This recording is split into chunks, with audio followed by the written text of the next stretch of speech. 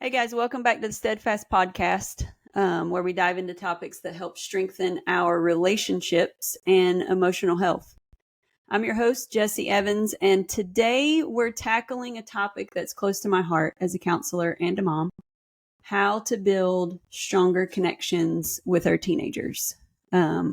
We had the opportunity yesterday to go and speak with the teachers at First Baptist School here in Charleston. They're middle and high school teachers, and it was just a great time. And we were talking all about how to build these stronger bonds with teenagers. Let's be honest, the teenage years can be challenging. Teenagers are navigating the complexity of growing up, and sometimes it feels like we are definitely speaking different languages.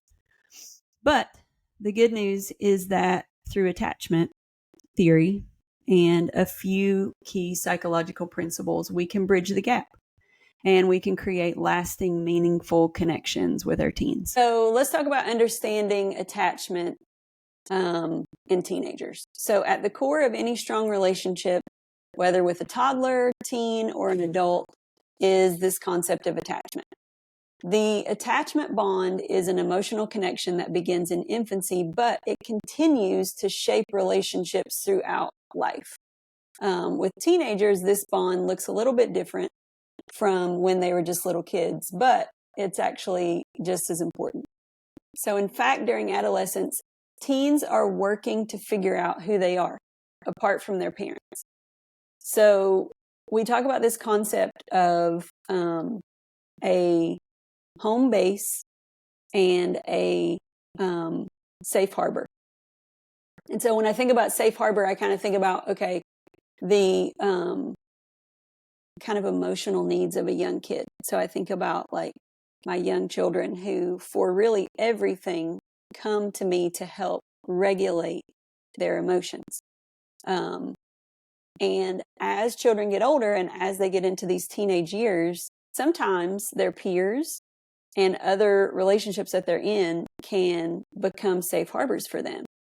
And so in the teenage years, parents might be more of a home base than a safe harbor for kids. And we got to kind of work through our own stuff on letting go some of that. Like they might be talking to some friends about kind of more emotional stuff, but we want to let them know that we are always that safe base, that home base for them to come back to when they need it.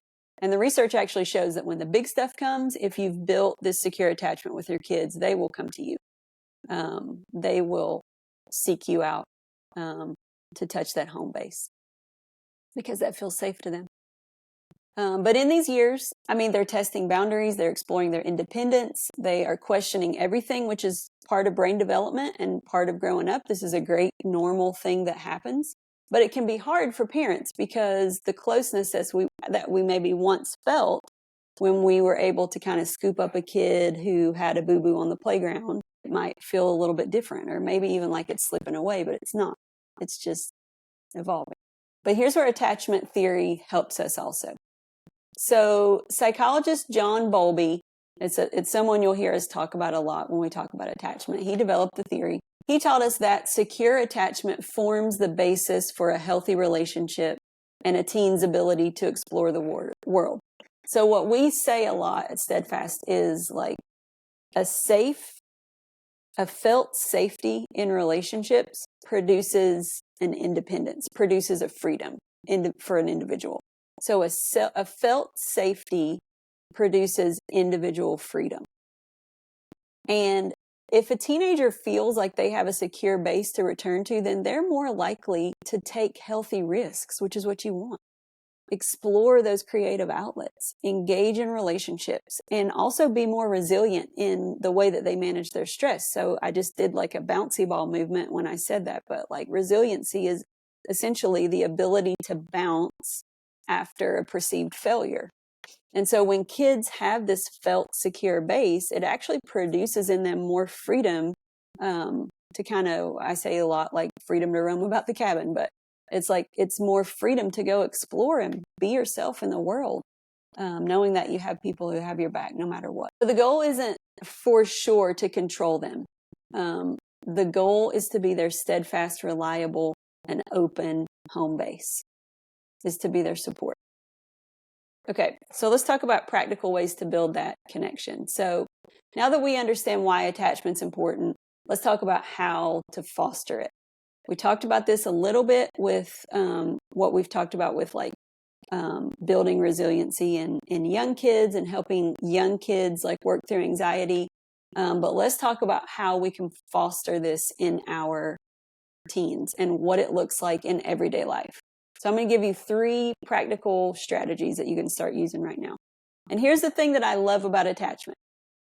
And number 1, it is the number 1 thing I love most about attachment is it's like we could have messed up so many times up to this point. But if we start like practicing these things and building more security into the relationship, our teenagers and our even adult kids can grow more security within themselves if we do these things. It does not matter if you are 75 and you have adult children and you're like, man, I just did not do this well when I was bringing them up. You can change it now and you can strengthen your relationship with them, and that's going to make you a healthier person and it's going to make them a healthier person. So it's like across the lifespan, it's never too late to build secure attachment, which I just love that. Okay, so number 1, show up consistently. First, the simple act of showing up matters more than we think. Even though teenagers might push us away or they might seem uninterested, deep down, they crave our presence. And so find small ways to be present in their lives. I've found myself like I can be very driven. I can be a turtle in a lot of situations. But I found myself listening to a book on attachment on a car ride while 3 of my kids were in the car looking at devices. And I'm listening to this book about how to like build connections with your kids. And it just dawned on me that I'm wasting an hour of opportunity that I could connect with them. So I stopped my book and we started playing a game in the car. But find small ways to be present and ask yourself, like, am I missing an opportunity to be present with my child at this given moment? So even if it's just sitting nearby while they're doing homework or going to their games or even watching them play video games or playing video games with them, nonverbal moments of connection like a smile, like a gentle touch, or simply sitting in comfortable silence can communicate love and stability. And those, I think, actually probably communicate those things the most clearly. There's so much research about like smile and about like your face lighting up when your kids come into the room and what that does in their brains. And so to give them the gift of, oh, I'm happy to see you. What's up? It's actually doing something in their brains that builds this security and this safety, which is also in turn building independence and freedom individually for them. So it's like as we have them touching base in this kind of like home nest environment, we're also putting in them the tools to like, go fly, go be free, do it. I got you. I'm here. Second thing is proactive, active listening. Okay. And I said a lot there. Proactive, active listening. So I am intentionally going to lean in and I'm going to be an active listener. So teenagers are often misunderstood, which can lead to them feeling isolated. Make a point to listen without jumping in to fix the problem quickly or offer advice unless they ask you. Reflect back on what you hear to show them that you really understand. So here's something that you can say. It sounds like you had a really rough day. Gosh, that sounds really hard. These types of phrases can help them feel very validated and heard and seen. Number 3, set boundaries with empathy. So teens are trying to figure out how far they can go during this stage of development. And here's the thing. Brain development wise, that frontal lobe, that like decision-making center, that critical thinking center is not fully formed till the mid-20s. Okay. Which boggles my mind. I remember when I was working at a college, we did a presentation with freshmen, and we talked about like alcohol consumption and partying. And one of the things that we brought up was, hey, here's the deal. Like, your decision-making center in your brain is not even fully formed yet. Not until the mid-20s. So it's really important to understand that with our teen. But do you know what is very formed is this back part of the brain, which is our emotional center of the brain. And so, you know, you may have heard it said that like sometimes teenagers are very much like toddlers, and these phases are actually really similar, because you've got toddlers who are kind of experiencing this first burst of independence for the first time. They're mobile in the environment. They're, you know, exploring new things because maybe they can walk, maybe they can move around a little bit easier, maybe they can grab things with their hands easier. And so boundaries during that toddler phase are very important, right? But as you parents listening probably know, when you set boundaries with a toddler, sometimes that toddler will sling themselves down on the ground, or they will cry, or they will hit, or they will scream, because that emotional center of the brain is well formed at that time. But they don't have the understanding to know that to make decisions, how to make wise choices, right? Clearly. And it's the same thing with teens. And so to give teenagers, even though their brains are more developed than toddlers, but to give them kind of grace and empathy around their reactions, around their facial expressions, around the way that they kind of impulsively interact, knowing that their brains aren't quite there yet. They're trying to figure out how far they can go. Just like toddlers were trying to figure out how far they can go. They're trying to figure out boundary, and they need from us guidance and boundaries. This isn't a free-for-all where kids can just do whatever they want, because our number one priority is to keep them safe. The key is to set these limits with empathy. So instead of laying down the law with "because I said so," explain it. Explain the reasoning behind it at this age. We're not doing that with a toddler who's trying to stick their finger in the outlet. They don't have the wherewithal to like understand the why. But at this age, and it's actually interesting that this is like when they're starting to ask these questions, right? It's because their brains are developing to a place to start kind of having these dialectical conversations around things. Understand like, well, this is why you can't do this right now. If possible, involve them in the process.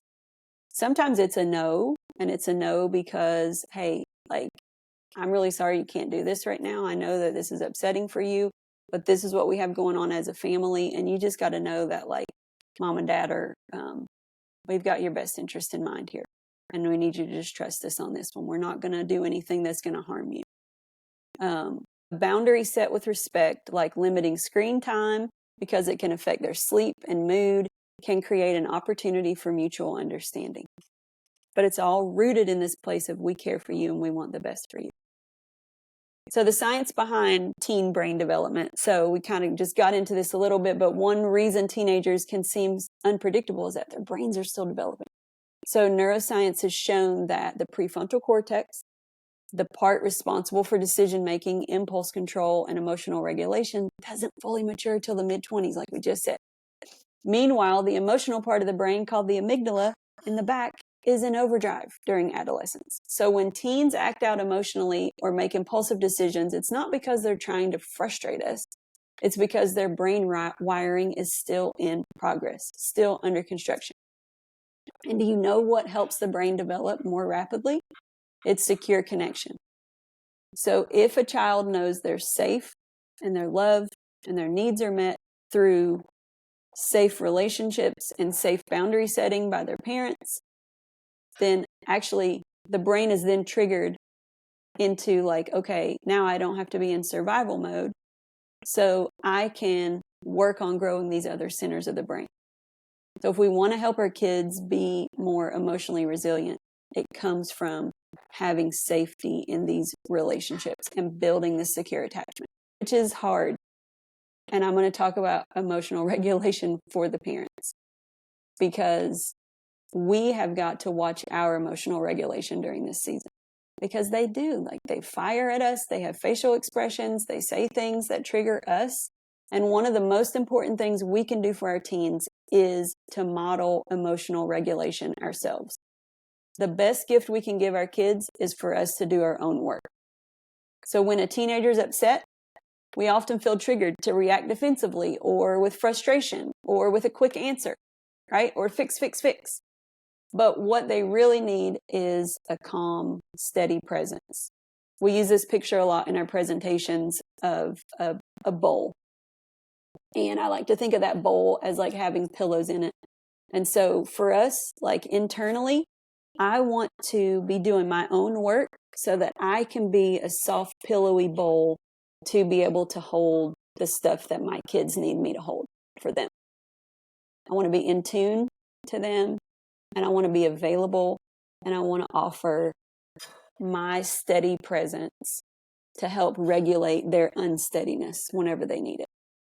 I want them to be able to borrow my emotional regulation. So taking a deep breath, pausing before responding, or even saying, I'm feeling a little bit overwhelmed right now. Let's revisit this conversation in about 10 minutes. And you see that statement right there. I was able to validate emotions. I was able to also say, hey, it's normal to like feel some kind of way. It's normal to be overwhelmed. I also said I'm going to practice some self-care, and I also put a time limit on it. So I let them know I'm not just leaving. I'm not just upset and I'm walking outside and you don't know when I'm coming back. I'm saying to you, gosh, this is a lot for me right now. I'm just going to take a second. I'm going to go say a prayer. I'm going to get myself together, and I'm going to come right back here and we're going to talk about this. This teaches them emotional intelligence in action. So when we can regulate ourselves, it invites them to do the same thing. It normalizes it. Okay. So fostering connections with teens means encouraging their autonomy while maintaining emotional closeness. So remember, they're in the process of becoming their own people, which is what we want. We want them to feel that independence and go chase things and have confidence. So giving them some independence, whether it's choosing their extracurriculars, deciding when to do their homework, or even letting them take the lead in family discussions, helps build that confidence within them. It helps them to know, hey, we trust you. Like, we want to hear what you think. Your opinions are valid here. But autonomy does not mean letting them do everything on their own or letting them do whatever they want. There's a reason why, like, God's designed this thing where there is hopefully a caregiver with a fully formed brain who's doing their own work, helping these younglings who are still, their brains are still growing and they're still trying to figure things out. There's a reason that is the design. It doesn't mean letting them do everything on their own or letting them do whatever they want, whenever they want. Checking in regularly, asking open-ended questions like, how do you feel about this? Or what do you think about that? Keeps the communication lines open with them. Okay, so let me land the plane here. The main thing is, remember that connection with your teenager is not about controlling their behavior or demanding closeness. That is like, you can never demand closeness. It doesn't happen. It's about creating a safe, steady foundation that they can return to, that home base. We just want them to know, like, I want my kids to know, I love you, I think you're amazing, and I got your back no matter what. You can tell me anything. I'm with you. And then I'm just going to be here. By showing up, listening actively, setting boundaries with empathy, and modeling emotional regulation, you are helping them build the resilience and confidence that they need to thrive. And I just want to say we're in it together. So before we go, I'd love to take a moment and tell you about Steadfast Christian Counseling. I've been talking about this on the podcast in the last few weeks because it's like, I know who we are, but I forget that, like, not everyone thinks about Steadfast 24/7 like I do. So I want to tell you guys who we are. So we are a team of therapists in Charleston, and we are dedicated to helping individuals and families grow emotionally, spiritually, and relationally through trauma-informed care. We are very serious about the clinical work that we do. We have play therapists on staff. We have people who are trained in cognitive behavioral therapy, brain spotting, EMDR. We really can cover all of the needs that a family has. Whether you're struggling with anxiety, navigating family relationships, or just looking for support, we are here to walk with you. So you can find us online at steadfastchristiancounseling.com. Don't forget to follow us on social media. We're on Facebook, Instagram, and YouTube. You can just search for Steadfast Christian Counseling and you'll find us there. We are constantly sharing practical tips, resources, and encouragement to help you stay grounded in your journey. You can also check out our blog. We update those. We normally add a couple blogs a week to the website. And so our hope is that we're just flooding you with resources to help you grow in your resiliency. So thanks for tuning in to the Steadfast Podcast. Be sure and subscribe and share this episode to someone who you think might need it. Until next time, see you guys.